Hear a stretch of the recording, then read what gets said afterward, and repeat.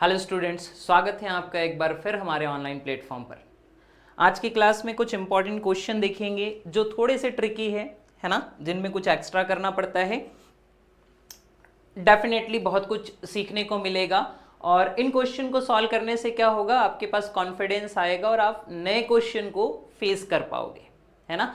कि like combination तो हो गया रेजिस्टेंस का, हमने देखा कि प्रतिरोधों का संयोजन ऐसे होता है। कौन सा बना लिया हमने, मिश्रित वाला संयोजन भी बना लिया जिसमें पैरेलल भी आ गया, सीरीज भी आ गया, है ना। लाइक उसका एक क्वेश्चन है हमारे पास पैरेलल सीरीज वाला, वो सॉल्व करेंगे। बट फिर उसके बाद ऐसे क्वेश्चन जो थोड़े से ट्रिकी है, सोचना है जिनमें, है ना। तो बिना किसी देरी के स्टार्ट करते हैं आज का सेशन। नाउ फर्स्ट क्वेश्चन पढ़िए, the equivalent resistance between A and B, sorry क्या बोल रहा है, the equivalent resistance between A and B.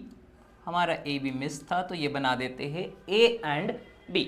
ए और बी दिख गया आपको, बिल्कुल दिख रहा है। ए और बी के बीच क्या बताना है, तुल्य प्रतिरोध बताना है। हिंदी में क्वेश्चन में बोल देता हूं, ए तथा बी के मध्य तुल्य प्रतिरोध बताना है। एक क्वेश्चन सिंपल ले रहे ताकि आप समझे कि कैसे सॉल्व होता है, हाउ टू सॉल्व, उसके बाद फिर आगे स्टार्ट करते हैं। सो सिंपल क्वेश्चन, क्या बताना है आपको, तुल्य प्रतिरोध। अब कहानी क्या है, हाउ टू सॉल्व। तो हाउ टू सॉल्व में सबसे पहले होता है क्या, फाइंड द पेयर। क्या देखना होता है हमें, पेयर ढूंढना होता है। जैसे ही फाइंड द पेयर हो गया, हमने पेयर ढूंढ लिया। पेयर मतलब दो प्रतिरोधों का जोड़ा। जैसे ही आपको पेयर मिल गया, उसके बाद आप क्या कीजिए, आइडेंटिफाई द पेयर। क्या करना है, उस पेयर को पहचानना है वो सीरीज में है या पैरेलल में। और आप जानते हैं सीरीज के लिए डायरेक्ट ऐड कर देते हैं R1 प्लस R2, जबकि पैरेलल के केस में R1 R2 bye R1 plus R2 किया जाता है ना। नाउ सिंपल वही टेक्निक यूज करेंगे और मेन याद रखिए, दो दो को सॉल्व करते चलेंगे ना।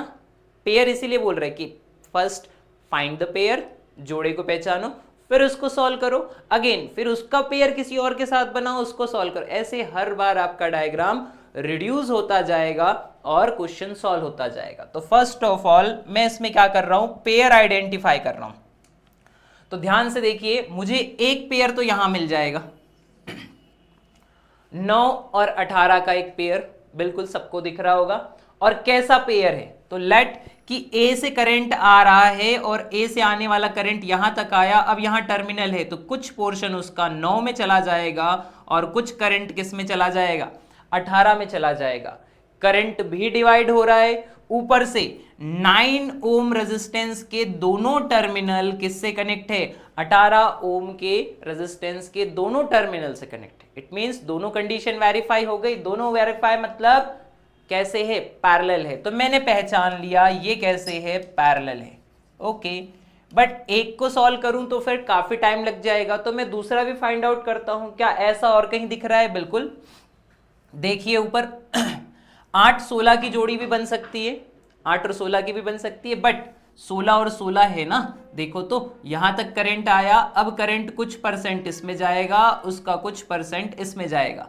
सेम ऊपर भी जा रहा है, बट मुझे सिर्फ दो का पेयर बनाना है, दो को सॉल्व करना है ना। तो मैं क्या कर दूंगा, इन दोनों का पेयर बना दूंगा। वाई, बिकॉज आप जानते हैं आर अगर सेम हो रहा होगा तो आंसर निकालना आसान होगा। डन। नाउ स्टार्ट करते हैं। पहले इन दोनों पेयर को देखो, ये दोनों पेयर में भी करंट डिवाइड है ना, करंट डिफरेंट डिफरेंट है, सो बोथ आर पैरेलल। ये भी कैसे हो जाएंगे, पैरेलल हो जाएंगे। तो मैंने दो को आइडेंटिफाई कर लिया, दो कैसे है, पैरेलल पैरेलल है। मैंने बोला क्या कि मुझे पैरेलल पेयर मिल रहे हैं, किसके किसके। पहले तो मैं 16 ओम और 16 ओम को क्या कर लेता हूं, सॉल्व कर लेता हूं। तो R इक्विवेलेंट इक्वल टू कितना आ जाएगा, बोलो। वैसे तो डायरेक्ट आपको पता है, बट फिर भी आप बच्चों जैसे फॉर्मूला लगाते हो तो कोई इशू नहीं, एक बार लगा देना ऐसे। 16 इंटू 16 प्लस क्या हो जाएगा, 16, ऐसे इस तरीके से। बस मल्टीप्लाई मत करना है ना, ठीक है। आप फॉर्मूला लगा के कर रहे हो, बट ऊपर मल्टीप्लाई मत करो, बस नीचे जोड़ दो। कितना हो जाएगा, 32। नाउ इजीली कट जाएगा, कितनी बार, 2 बार, और 2 से 16 कट गया, कितना आ गया, 8 ओम आ गया। आप डायरेक्ट हाफ कर सकते थे कि पैरेलल में अगर सेम रेजिस्टेंस है तो मान कितना हो जाता है, आधा हो जाता है, जबकि सीरीज में डबल हो जाता है। ये पढ़ा है हमने। नाउ कोई इशू नहीं, चलिए बढ़ते हैं आगे। उन दोनों को सॉल्व करने पर मैंने कितना ला लिया, 8। एक और पैरेलल मिला था, लेट सॉल्व अगेन, है ना। एक और पैरेलल मिला था, कौन कौन थे पैरेलल जरा बताएं।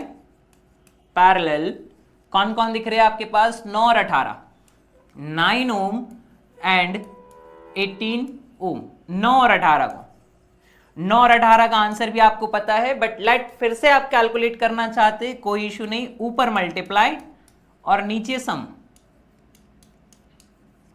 ऊपर गुना नीचे एडिशन। नाउ गुना नहीं करना, फिर से बोल रहा हूं, गुना करोगे आप उलझोगे। बात समझिए, ऊपर का गुना करने में आपको टाइम लगेगा, फिर आप कटपिट करने जाओगे, वहां समस्या आएगी। तो गुना मत कीजिए ऊपर, जस्ट, है ना, सेपरेट रखिए दोनों को और नीचे जोड़ लो। 18 और 9 कितने होते हैं, 27 होते हैं, यू नो वेरी वेल। कितनी बार कटेगा, 3 बार, और 3 से फिर 18 कितनी बार कटेगा, 6 बार। अब आप सोचो कि ऊपर मल्टीप्लाई कर देते, फिर सोचते 27 का पहाड़ा कैसे पड़े। ऊपर मल्टीप्लाई करने में 18 का पहाड़ा आता है, अच्छी बात है, नहीं आता है वहां पे कर रहे हो तुम लोग बच्चों के जैसे।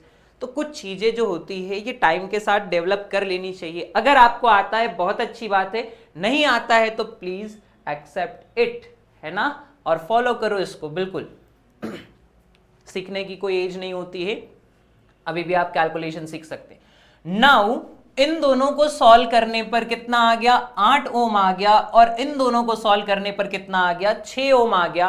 अब क्या हो गया, मेरा डायग्राम रिड्यूस हो जाएगा। कैसे रिड्यूस होगा, सो लेट्स सी, है ना। थोड़ा सा इसको क्या करते हैं हम, साइड में करते हैं, थोड़ा सा मैंने उसको साइड में कर दिया ताकि मैं रिड्यूस वाला डायग्राम बनाऊं और फिर आप उससे क्या कर सके, कंपेयर कर सके। सो इन दोनों को, दोनों वैल्यू निकालने पर नया जो सर्किट बनेगा वो इस तरीके से बनेगा। देखिए जरा ध्यान से कि ऊपर 8 ओम का था, मैंने इसको नहीं छेड़ा है, कोई बात नहीं। नीचे 16 और 16 को सॉल्व करके कितना बना लिया है मैंने, 8 बना लिया है। तो 16 और 16 का कितना आ गया, ये 8 ओम आ गया। डन। नाउ ये वाला किससे कनेक्ट है, 20 ओम से कनेक्ट है। किससे कनेक्ट है, 20 ओम से कनेक्ट है। नाउ इधर कौन है, इधर को है ए, इधर कौन है, इधर को है बी। स्क्रीन दिख रही है, ओके दिख रही है, ए और बी। नाउ नीचे 9 और 18 को सॉल्व किया है और कितना आया है बोलो, 6 ओम आया है। देखो यहाँ पे 9 और 18 को सॉल्व करने पर 6 आया था। सेम इसके साथ एक और कनेक्ट है, कौन है वो भी 6 ओम का है। तो इस तरीके से आपका वो जो बड़ा डिफिकल्ट डायग्राम दिख रहा था कैसा हो गया है, इजी हो गया है। नाउ एक बार और स्टार्ट करें, फिर से सॉल्विंग। अब फिर से पेयर फाइंड करना है। क्या करना है, वही concept, find the pair, identify the pair and solve.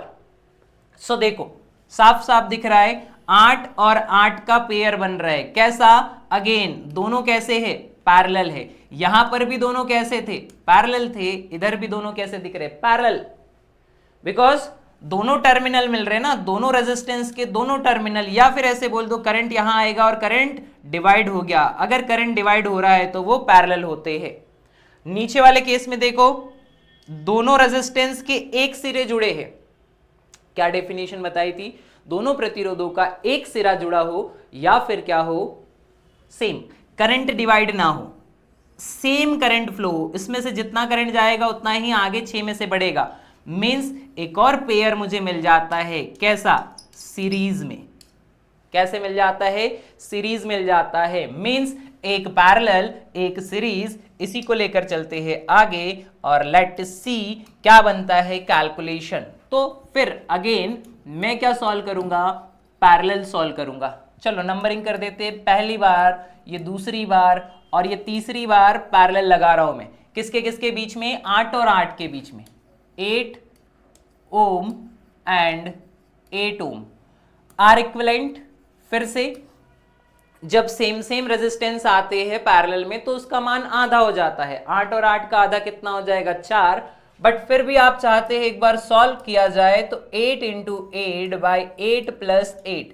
फिर से ऊपर गुना मत करना, या लेट छोटा है तो कर भी सकते हैं ना, आपकी मर्जी। बड़ा गुना करने को मत जाना, टाइम वेस्ट होगा। नीचे 16 आ गया, लेट 2 से कटेगा और 2 से कितनी बार कटेगा, 4 बार कटेगा।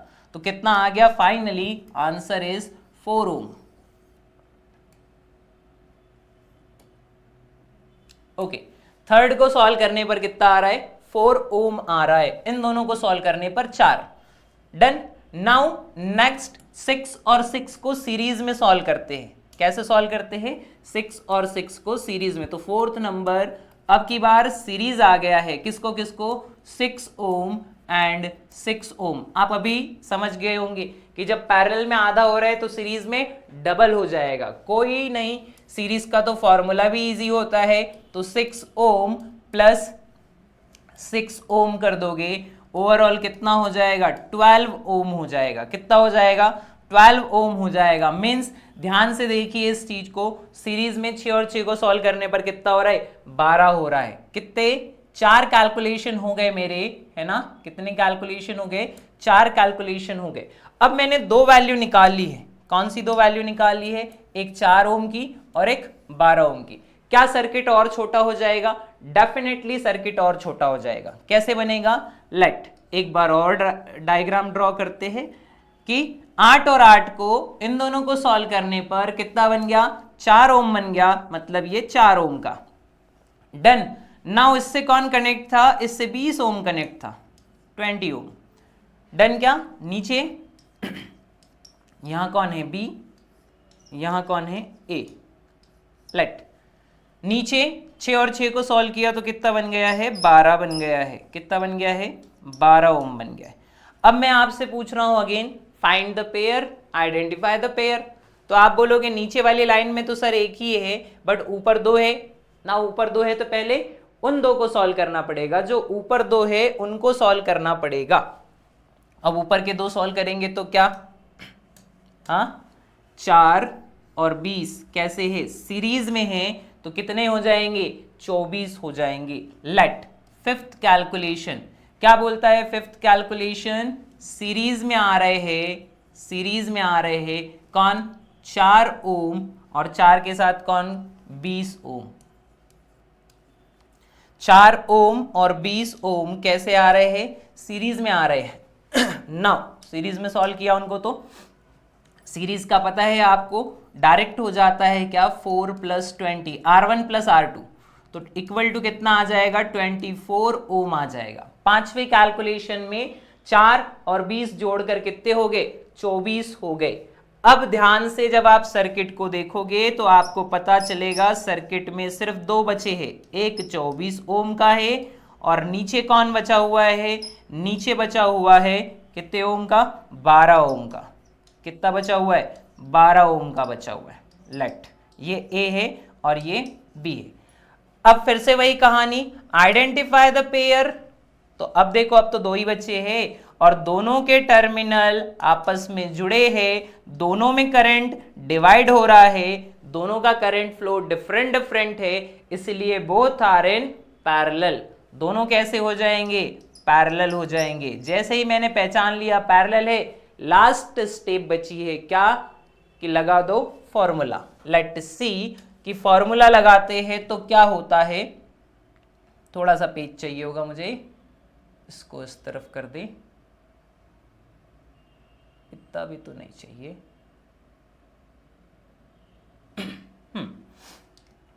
लेट के यहीं पर लिख लेते हैं, क्या चाहिए, पैरेलल में चाहिए।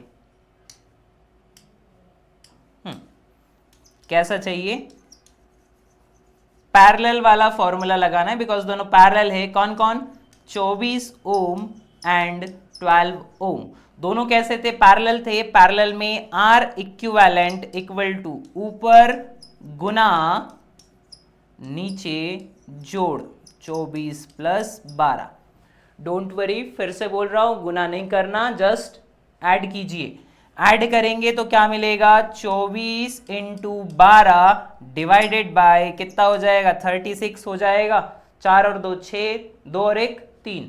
9 12 से कटेगा कितनी बार, 3 बार, और 3 से कटेगा कितनी बार, 8 बार। तो फाइनली आपको क्या मिलेगा कि लास्ट में जाकर एक सर्किट बनता है जिसमें क्या बचता है, लास्ट में जाके एक सर्किट बनता है जिसमें क्या बचता है, ए और बी के बीच सिर्फ एक ही रेजिस्टेंस बचता है, और कितने ओम का, तो वो है 8 ओम का। क्या क्वेश्चन की डिमांड यही थी? जी हाँ, क्वेश्चन आपसे यही पूछ रहा था कि equivalent resistance between A and B क्या होगा, ए तथा बी के मध्य तुल्य प्रतिरोध क्या होगा। तो उसको आप इस तरीके से बिल्कुल आराम से क्या कर सकते हैं, सॉल्व कर सकते हैं, है ना। मैंने नंबरिंग की है ताकि आपको समस्या ना हो। सॉरी, थोड़ा सा बड़ा क्वेश्चन लग रहा है आपको, बट जब आप उसको सॉल्व करोगे ना, 5 के बाद ये 6 कैलकुलेशन था, 6 बार कैलकुलेशन करने पड़े मुझे, है ना। तो जब आप पढ़ लिख जाते हो, मतलब क्वेश्चन प्रैक्टिस ज्यादा हो जाती है, तो फिर इतना टाइम या इतना समय आपको नहीं लगता है, फटाफट कैलकुलेशन होते हैं सारे। ओके क्या? तो आराम से स्टेप बाय स्टेप क्या करना है, उस डायग्राम को रिड्यूस करते जाना है। और उसके दो ही तरीके, find the pair, identify the pair. Pair को ढूंढो, पहचानो और लग जाओ। डन। तो ये था हमारा पहला question. Let move to next question. और ये रहा आपके स्क्रीन पर। नाउ पढ़िए जरा क्या है।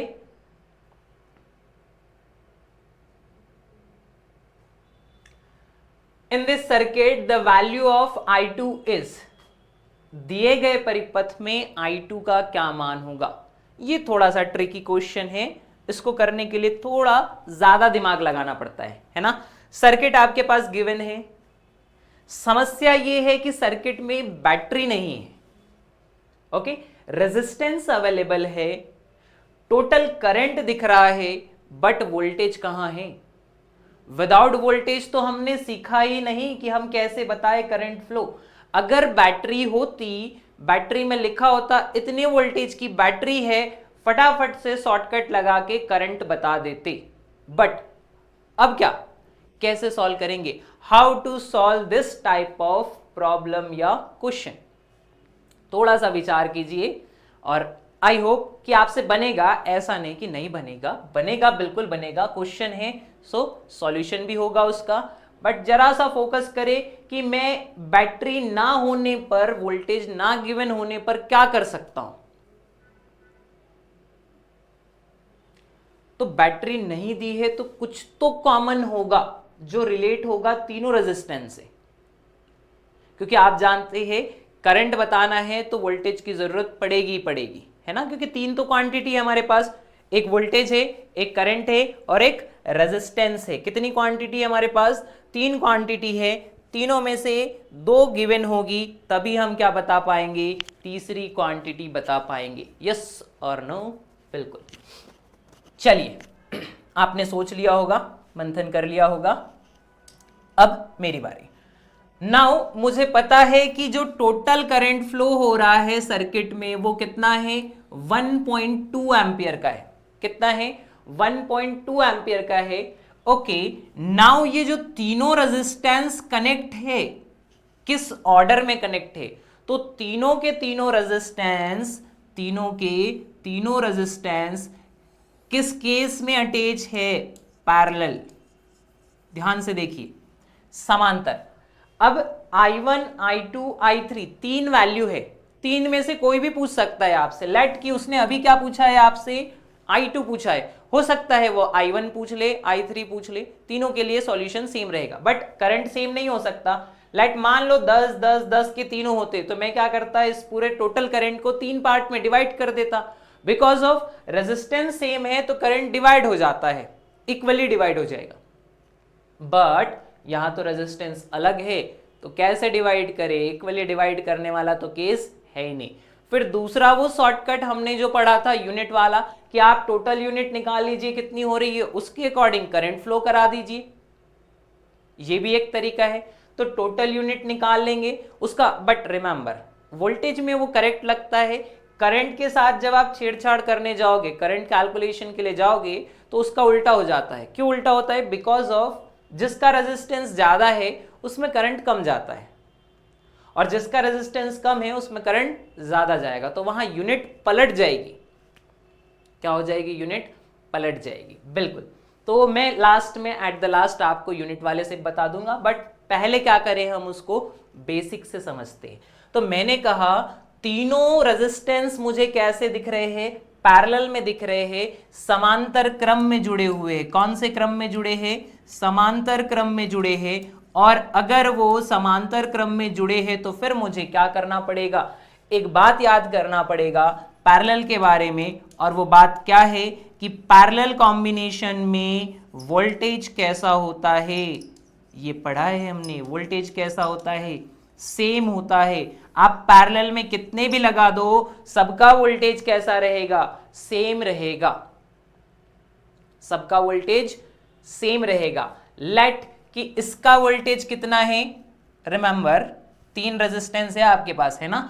तो इसका वोल्टेज तीसरा वाला है तो V3 बोल देता हूं। नाउ इसका वोल्टेज कितना है? V2 बोल देता हूं। नाउ इसका वोल्टेज कितना है? V1 बोल देता हूं। 3 ले लिए मैंने और तीनों के वोल्टेज क्या मान लिए? V1, V2, V3। अब कॉन्सेप्ट क्या है कि पैरेलल के केस में वोल्टेज सेम होता है। It means V1 equal to V2 equal to V3। Yes और नो? बिल्कुल। V1 equal to V2 equal to V3, because तीनों कैसे है? पैरेलल है। अब पैरेलल है तो फिर स्टार्ट द सॉल्यूशन। चलिए थोड़ा जगह सेव करते हुए चलेंगे। रिमेंबर पहले सॉल्यूशन में इस तरफ करता हूं, फिर यहां सॉल्व होगा, फिर इधर सॉल्व होगा, फिर भी कमियां आ गई तो फिर नीचे सॉल्व करेंगे, है ना ये प्रोसेस। अब डायग्राम उधर है तो उधर से सॉल्व करते आएंगे। चलिए तो क्या हो गया? V1 V2 V3 इक्वल हो गया है। नाउ हम जानते हैं ओम का नियम। क्या होता है ओम का नियम? V equal to IR। क्या होता है? V equal to IR। अब यहीं से इस V3 की वैल्यू चाहिए तो इसका करंट क्या हो जाएगा? I3, और इसका R क्या हो जाएगा? 30। यस और नो? बिल्कुल।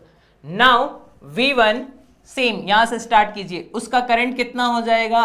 I1, और इसका रेजिस्टेंस कितना हो जाएगा? 10 इक्वल टू V2, मतलब कौन? V2 की जगह IR लगाना है ना, तो I2, और कौन आ जाएगा? R की जगह 15 इक्वल टू थर्ड वाले में V3 इक्वल टू क्या होगा? I3 into R3। तो I3 की जगह तो I3 है, R3 की जगह कौन है? 30। ये बन गई एक इक्वेशन। थोड़ा सा लेट उसको अरेंज करते हैं। 10 I1 equal to 15 I2 equal to 30 I3। Okay, so ये आ गया एक रिलेशन मेरे पास तीनों के बीच में। कहां से निकाला? बाय कॉन्सेप्ट मैंने पढ़ा हुआ है, पैरेलल है तो वोल्टेज सेम होगा, और ये बन गई एक कंडीशन। अब इसमें I1, I2, I3 तीन चीजें हैं। लेट कितनी चीजें हैं? 3 चीजें। अब उस चीज पर फोकस कीजिए जो उसने आपसे पूछी है। कौन है वो? I2।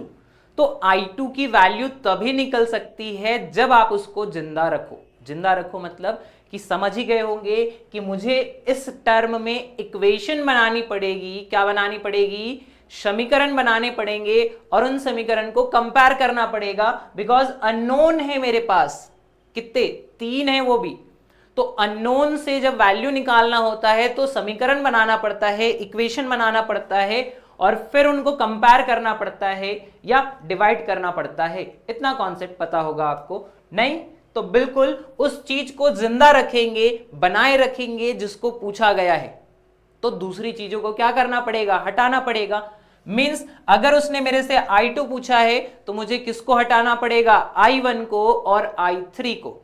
तो मैं क्या करूंगा? इस इक्वेशन से, यहां से, है ना, इस रिलेशन से I1 और I3 की वैल्यू निकाल लूंगा। तो लेट किसके फॉर्म में? I2, क्योंकि I2 को बचाए रखना है। तो यहां से tan I1 equal to 15 I2। अगर थोड़ी मैथ्स आपने पढ़ी होगी तो आपको पता होगा तीनों बराबर है तो 3 में से कोई 2 को सॉल्व किया जा सकता है। मुझे पता है I1 हटाना है और I2 बचाना है, इसलिए मैं I1 की वैल्यू निकाल लूंगा। किसके फॉर्म में? I2 के फॉर्म में, ताकि I2 जिंदा रहे और I1 जाता रहे। नाउ 10 को उधर कर दिया तो 15 बटे कितना हो गया? 10, और यहां कौन आ गया? I2 आ गया।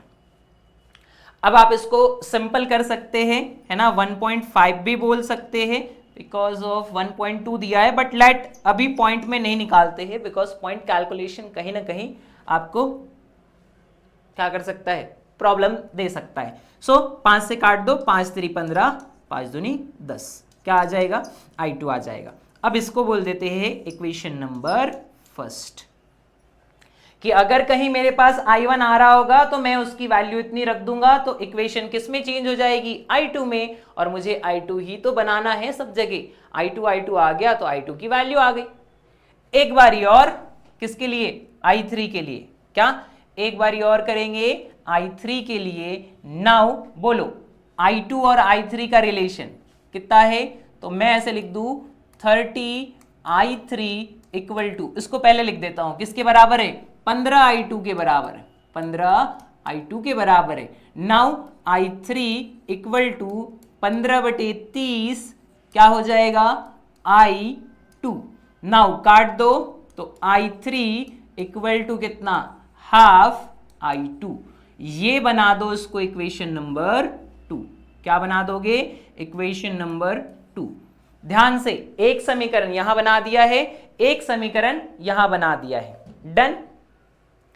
अब ये तो दो समीकरण हो गए। अब आप जानते हैं दो इक्वेशन बनती है तो जोड़ घटा के डिवाइड करके आंसर लाया जा सकता है, बट इन दोनों को देखिए जरा, इन दोनों का मैचिंग कहीं पर पॉइंट नहीं है। अगर मैं यहां वैल्यू रख भी दूं तो I1 का रिलेशन किसके साथ आ जाएगा, I3 के साथ। तो I1 I3 ये तो नहीं चाहिए मुझे ना, बिल्कुल नहीं चाहिए। मुझे क्या चाहिए, I2 चाहिए। तो इतने से बात नहीं बनने वाली, क्या कहा मैंने, इतने से बात नहीं बनने वाली, आपको आगे सॉल्व करना पड़ेगा। यहां आके मैं अटक गया, फिर दिमाग लगाना पड़ेगा, सोचना पड़ेगा।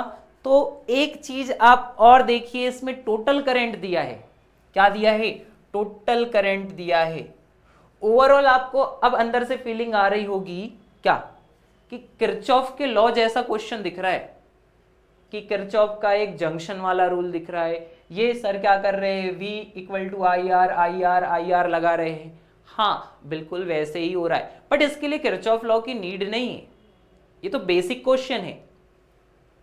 कैसे, कि हमको पता था पैरेलल है इसलिए हमने वोल्टेज सेम कर दिया। अब दूसरी कहानी क्या बोल रहे हैं, कि हमको पता है किसी जंक्शन पर सारे करंट मिलकर क्या हो जाते हैं, ऐड हो जाते हैं।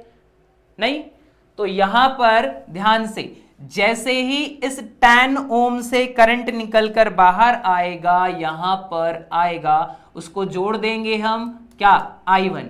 नेक्स्ट यहां से 15 ओम से करंट निकलकर आएगा, जुड़ जाएगा, कितना हो जाएगा, I2। इधर 30 ओम से करंट निकल कर आएगा, कितना, I3, जुड़ जाएगा, कितना हो जाएगा, I3। क्यों जुड़ रहा है, बिकॉज सेम डायरेक्शन है, तीनों करंट आकर मिल जाएंगे ना। और ये टोटल किसके बराबर होंगे, ये टोटल बराबर होंगे I के। तो I क्या हो गया, टोटल करंट हो गया है। क्या आपको टोटल करंट दिख रहा है, बिल्कुल। सर्किट में करंट की एंट्री कितनी थी, 1.2 एम्पियर थी। कितनी थी, 1.2 एम्पियर थी। Now 1.2 is total current. कितने भाग में डिवाइड हो रहा है, 3 भाग में डिवाइड हो रहा है। ऐसे नहीं सर पूरा का पूरा सीधा चला जाएगा, ऊपर नीचे तो जाएगा ही नहीं, 1.2 आंसर करके भागना नहीं। तो टोटल करंट मेरे पास आ गया 1.2, और मुझे पता है टोटल करंट तीनों करंट के सम के बराबर होगा, क्योंकि उसी में से तो करंट फ्लो हो रहा है, इसी को तो डिवाइड कर रहे हो 3 हिस्सों में। नहीं, तो मेरे पास एक नई इक्वेशन बन जाएगी। क्या इक्वेशन है वो, I total equal to I1 plus I2 plus I3। यहां तक आपको कोई समस्या नहीं होनी चाहिए, done. Okay, now total current is equal to कितना, 1.2 एम्पियर। लेट, आपको पता है एम्पियर तो हर जगह आने वाला है, इसको छोड़ देते। नाउ I1, अब बोलो, फोकस करो, क्या चाहिए, I2 चाहिए। तो 1 की जगह क्या कर देंगे, वैल्यू रख देंगे इक्वेशन फर्स्ट से वैल्यू उठाइए और इसमें रख दीजिए। बोलिए कितना, 3/2। अब एक चीज करते हैं ना, अभी तो फ्रैक्शन कर रहे थे, बट आपको पता है ये सामने वाला करंट किस में है, पॉइंट में है, तो क्यों ना इसको भी पॉइंट में सॉल्व कर ले, बिल्कुल पॉइंट में कर लेते। तो 3/2 कितना हो जाएगा, I1 इक्वल टू 1.5 I2। इसको बोल दो इक्वेशन नंबर फर्स्ट। उसको डिवाइड कर दिया, सेम यहां पर भी डिवाइड कर देना। तो I3 इक्वल टू कितना आ जाएगा, 0.5 I2, इक्वेशन नंबर 2।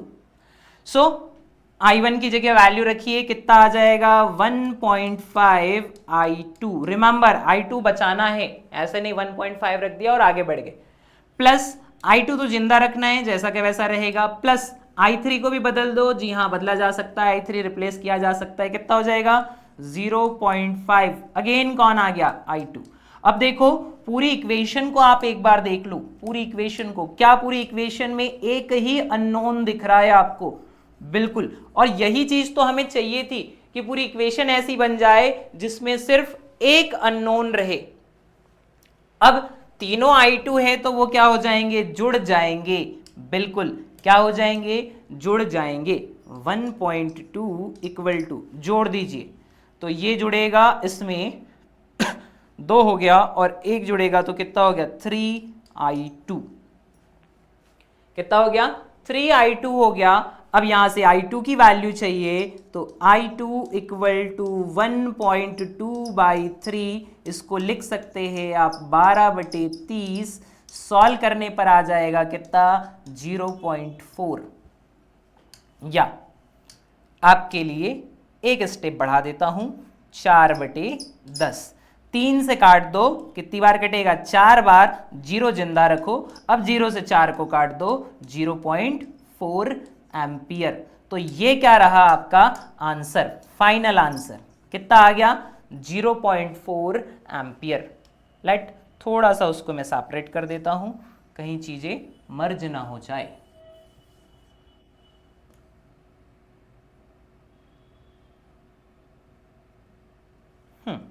इस तरीके से। तो इस प्रकार से क्वेश्चन क्या हो जाएगा, सॉल्व हो जाएगा। इजी है बट कुछ कंडीशंस, कुछ बातें दिमाग में आपको रखनी है, तब ये क्वेश्चन आपसे बनेगा।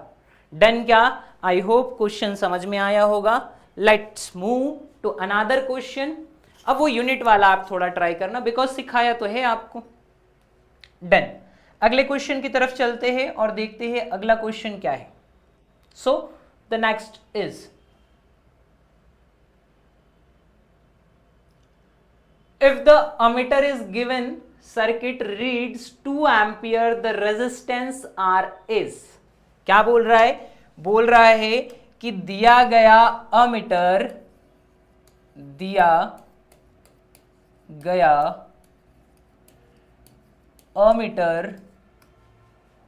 यदि कितना पार्ट पड़ता है, 2 एम्पियर का पार्ट या वैल्यू देता है, रीडिंग भी बोल सकते देता है, तब क्या बोल रहा है, तब R का मान होगा, रेजिस्टेंस R इज, R का मान होगा।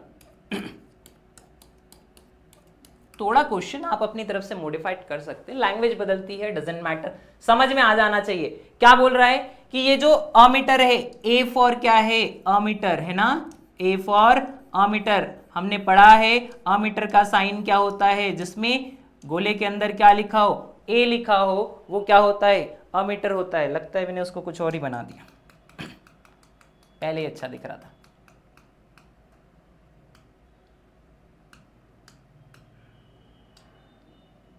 Okay, so this one is the ammeter. Ammeter से कितना करंट जा रहा है, 2 एम्पियर का करंट जा रहा है। मींस ध्यान से देखिएगा, अमीटर का रोल क्या होता है, अमीटर हालांकि कुछ हल्का सा रेजिस्टेंस होता है उसके अंदर, बट यहां दिया नहीं है रेजिस्टेंस। अब नहीं दिया तो हम क्यों अज्यूम करें अपनी तरफ से, वो बोल रहा है क्या इंटरनल एक्सटर्नल, ऐसा कुछ रेजिस्टेंस नहीं। लेट बैटरी, और बैटरी के साथ में सीधा आगे जाकर जुड़ा है कौन, अमीटर। सो आपको पता है ये बैटरी का कौन सा टर्मिनल है, लंबी लाइन और एक छोटी लाइन, मतलब प्लस टर्मिनल है। तो यहां से करंट निकल रहा है और सारा का सारा करंट, बीच में कोई रेजिस्टेंस आया क्या, नहीं आया, तो सारा का सारा करंट किससे फ्लो हो गया, अमीटर से। इससे ये मीनिंग निकलती है कि ये जो 2 एम्पियर करंट है, ये क्या है एक्चुअल में, ये टोटल करंट है। क्या है, टोटल करंट है, जो कहां से निकल रहा है, बैटरी से निकल रहा है। पूरे परिपथ से प्रवाहित होने वाली धारा कितनी है, 2 एम्पियर है। ओके क्या, डन। अब ये 2 एम्पियर करंट जाएगा इधर से ऐसे पास होते हुए, और पास होने के बाद यहां पर डिवाइड हो जाएगा। डिवाइड होने के बाद वापस से मिल जाएगा यहां आकर, और फिर इस आर में से कितना करंट बहेगा, 2 एम्पियर का, और वो वापस 2 एम्पियर किस में आ जाएगा, बैटरी में। इतना सब हमें पता है, बट क्वेश्चन क्या पूछ रहा है कि मुझे बताओ आर का मान क्या होगा अगर इसमें से 2 एम्पियर करंट बहाना है, प्रवाहित कराना है, फ्लो करवाना है, तो इस आर को कितना रखना पड़ेगा या आर की वैल्यू क्या होगी। सिंपल, क्या करेंगे, क्वेश्चन तो है क्या करेंगे। Now what to do, simple. हाँ देखिए, 2 तरीके हैं आपके पास। एक तो कि आप बैटरी से क्या कर दो, वोल्टेज डिवाइड कर दो और फिर कैलकुलेट कर दो। तो आप जानते हैं ऐसा तरीका थोड़ा सा गड़बड़ हो जाएगा। क्यों थोड़ा सा गड़बड़, क्योंकि आर की वैल्यू अभी हमें पता नहीं है, करंट के थ्रू कैलकुलेशन वहां हो नहीं सकता, तो बैटरी डिवाइड तो नहीं हो सकती। अच्छा नहीं हो सकती, तो मैंने कहा बेसिक पे आते हैं, ओम का नियम देखते हैं क्या होता है। ओम का नियम होता है V equal to I R. क्या होता है, V equal to I R. अब मैं बोल रहा हूं क्या, मुझे पूरे सर्किट का अज्यूम करना है, तो इसको बोल दूंगा मैं V टोटल, I टोटल, और R आप जानते हैं पूरे सर्किट का क्या हो जाता है, R इक्विवेलेंट हो जाता है। क्या हो जाता है, R इक्विवेलेंट हो जाता है। तो ये बना लिया मैंने पूरे परिपथ के लिए। डन। उस आर की बात नहीं कर रहे अभी, हम तो पूरा अज्यूम कर रहे कि एक परिपथ है, उस परिपथ के लिए ओम का नियम V equal to I R होता है। बट V कौन सा, तो पूरे सर्किट के टर्मिनल पर जितना वोल्टेज है, R कितना, तो पूरे सर्किट का जो R इक्विवेलेंट है वो। अब ध्यान से देखिए, क्या मेरे पास टोटल वोल्टेज है, बिल्कुल, कितना है, 6 वोल्ट है। क्या मेरे पास टोटल करंट है, बिल्कुल, अभी कैलकुलेट कर लिया मैंने, क्वेश्चन में गिवन था वही, क्या निकल गया, टोटल करंट निकल गया। अब कौन चाहिए मुझे, बस आर इक्विवेलेंट चाहिए। तो क्या आप आर इक्विवेलेंट निकाल सकते हैं, बिल्कुल निकाला जा सकता है। कैसे, लेट पहली चीज क्या, total voltage,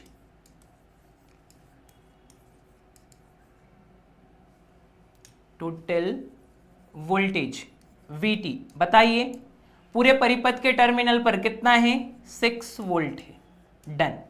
now second thing क्या, total current, total current I total, जो एम्पियर से फ्लो हो रहा है ना, एम्पियर बोल रहा था, अमीटर से एम्पियर में फ्लो हो रहा है, वही क्या होता है, टोटल करंट। अगर यहां कहीं लगा होता तो मुझे और कैलकुलेशन करना होता, बट आप जानते हैं यहां कोई रेजिस्टेंस नहीं है बैटरी और अमीटर के बीच में। जब बैटरी और अमीटर के बीच में कोई रेजिस्टेंस नहीं, इसका मतलब बैटरी से निकलने वाला सारा करंट फ्लो हो रहा है अमीटर से। अगर कोई रेजिस्टेंस दे देता तो फिर कहानी बदलती है ना। अभी तो सोचने की जरूरत ही नहीं है, कितना हो जाएगा, 2 एम्पियर हो जाएगा। ओके, नाउ थर्ड चीज चाहिए मुझे, क्या, आर इक्विवेलेंट। क्या चाहिए, आर इक्विवेलेंट चाहिए। तो लेट किसके लिए वर्क करते हैं, आर इक्विवेलेंट के लिए वर्क करते हैं। तीसरा क्या चाहिए मुझे, तुल्य प्रतिरोध चाहिए, आर इक्विवेलेंट चाहिए। आर इक्विवेलेंट का केस वही होता है जो हमने पिछले क्वेश्चन में डिस्कस किया, फाइंड द पेयर। तो आपको ये पेयर मिलेगा, बिकॉज करंट ऐसे जा रहा है और 2 भागों में डिवाइड हो रहा है और दोनों के दोनों टर्मिनल भी अटैच है। तो हमने पेयर भी ढूंढ लिया और पहचान भी लिया कि 3 और 6 कैसे कनेक्ट है, पैरेलल। तो क्या करूंगा मैं, पहले पैरेलल सॉल्व कर दूंगा। कैसे सॉल्व कर दूंगा, पैरेलल सॉल्व कर दूंगा। पैरेलल किसको किसको बोलो, 3 ओम एंड 6 ओम को। तो आर इक्विवेलेंट इक्वल टू कितना आ जाएगा, 3 × 6 / 3 + 6। पर इतने समझदार तो आप बन गए होंगे कि इतने में आप कैलकुलेट करके फटाफट निकालो, 3 6 तो याद ही हो जाता है। कितना आ रहा है, 2 ओम आ रहा है। तो इसको सॉल्व करने पर, इन दोनों को सॉल्व करने पर यहां एक नया रेजिस्टेंस बन रहा है, कितने ओम का, 2 ओम का। मींस अब सर्किट थोड़ा सा आसान हो गया है। क्या हो गया है, सर्किट थोड़ा सा आसान हो गया है। और कैसे बन गया है, एग्जैक्टली ऐसे बन गया है। यहां आर है, यहां 2 ओम आ गया है और यहां से 6 वोल्ट की बैटरी है, 2 एम्पियर का करंट है। अब जब सर्किट आसान हो गया तो बोलो एक और केस, बिकॉज ऑफ आर की वैल्यू बतानी है। अभी भी आर कौन है, रेजिस्टेंस है। मुझे तुल्य प्रतिरोध चाहिए ना, एक रेजिस्टेंस बनाना है, बट अभी भी सर्किट में 2 रेजिस्टेंस है। तो चौथी स्टेप, अगेन स्टार्ट करते हैं फोर्थ। अब बताओ 2 ओम का और R ओम का जो प्रतिरोध है कैसे है, सीरीज में है। देखो करंट डिवाइड होगा क्या, नहीं, जितना करंट 2 में से जाएगा उतना ही करंट R में से जाएगा। तो दोनों कैसे है, सीरीज में है। कौन कौन, 2 ओम एंड R। देखिए एक बेसिक सी चीज है, आप अगर इस चीज को बार बार लिखोगे ना, पैरेलल कौन है सीरीज कौन है, फिर आपको समझ में आने लगेगा धीरे धीरे कि सॉरी कि हम ये फॉर्मूला क्यों लगा रहे हैं, why we used this formula, why we used this condition. समझ में कब आएगा, जब हम लिख रहे हैं प्रॉपर की सीरीज है, हाँ हमने पहचान लिया। अब सीरीज है तो क्या, R equivalent equal to 2 plus R, क्या यही तुल्य प्रतिरोध होगा? जी हाँ। अब आर के पास वैल्यू होती 1 2 3 तो मैं जोड़ देता, अभी वैल्यू नहीं है तो यही क्या हो जाएगा, आर इक्विवेलेंट हो जाएगा, तुल्य प्रतिरोध हो जाएगा। डन, बिल्कुल डन। नाउ अब आ जाइए किस पर, पांचवें पॉइंट पर, और पांचवा पॉइंट क्या है, इसको लगा देते हैं। V total equal to I total into R equivalent. देखो एक बन गया ना, अब इसके अलावा कुछ और है क्या, नहीं, यही है अपना फाइनल R इक्विवेलेंट। वैल्यू रख दो, V टोटल है 6 इक्वल टू I टोटल कितना है 2 एम्पियर है, इंटू R इक्विवेलेंट कितना आया है, R इक्विवेलेंट आया है 2 प्लस R। ब्रैकेट का यूज करना, नहीं तो 2 दूनी 4 और प्लस R लिखने में आपको बिल्कुल समय नहीं लगेगा। Use the bracket. 2 को इस तरफ जाने दो, क्या कहा मैंने, 2 को इस तरफ जाने दो, पर उससे पहले थोड़ी सी जगह बना लेते हैं। बड़े सॉल्यूशन होते हैं तो चीजें ऐसी बिगड़ती है ना। डन, यहां हो जाएगा सॉल्व। नाउ इसी के आगे केस बढ़ा रहे, 2 को इस तरफ जाने दो तो क्या हो जाएगा, 6/2 इक्वल टू कितना आ जाएगा 2 प्लस आर। अब ब्रैकेट ओपन कर सकते तो कट जाएगा 3 इक्वल टू 2 प्लस आर।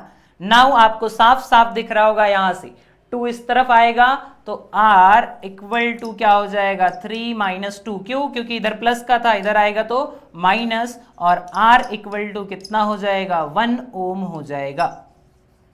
अब इसका दूसरा तरीका क्या है कि आपके पास एमसीक्यू आ रहा है, 4 ऑप्शन होंगे, 4 ऑप्शन होंगे तो क्या करोगे, एक बार देखो होता है कभी मन कहता है ये आंसर है, इसको उठाओ 4 में से, तो उसको उठा लेना और R की जगह रख के देख लेना फटाफट। जैसे ही यहां रखोगे 3 और 6 का सॉल्यूशन 2 और उसमें लाइक की मेरे को लग रहा था कि एक आंसर आने वाला है, 4 ऑप्शन में से एक आंसर आने वाला है, तो मैं यहां 1 रख देता। लेट अभी के लिए यहां पर मान लेते हैं कितना, 1 रख देते, 1 रख देते।